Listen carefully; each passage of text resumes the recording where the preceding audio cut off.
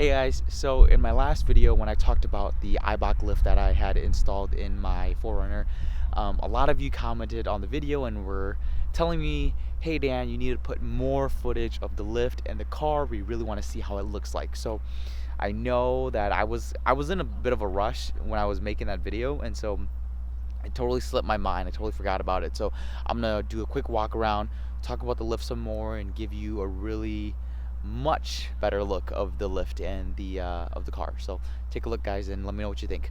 So I tried to find the most level ground as I could. So this is what I could do. It's not quite level. There's a little bit of a dip right over here, so it looks like there's a little bit of a reverse rake, but not too noticeable. So it's not super level, but it's pretty close. It's pretty close. As you can see, it's really it looks really nice. And this is kind of what I meant by what I said. It looked more substantial. It just has a more aggressive look.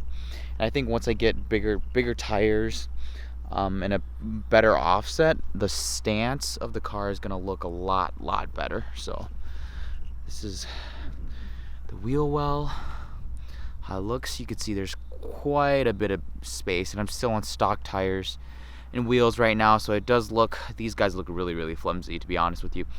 But yeah, the wheel well will fill out nicely once I get a new set of tires and wheels. But that's the look of the upper control arms and the Eibach springs.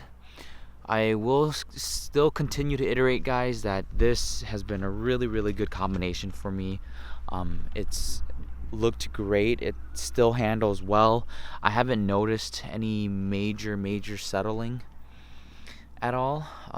It still feels really good. I've been up to 1,000 miles on them now, so looks good. I'll give you guys a front shot. Really brings it up. So I had actually installed my skid plates before I put on my lift, and you couldn't really see the skid plate honestly on stock suspensions, but once I put the lift on, it really brings it out. Makes it look really good. Here's the passenger side. Looks nice. Rear. I will also say, guys, that I'm probably gonna put in a 1/4-inch corn-fed spacer in the front driver's side. There's a little bit of a lean this way, just a little bit. I think a 1/4-inch would solve it. You definitely notice it more when you're driving. I've sat in the passenger seat, and I've also sat in the driver's seat too, and just going for a ride, you definitely notice that the vantage point is a little bit different from the driver's side. But yeah, guys, so I'll put up some before pictures.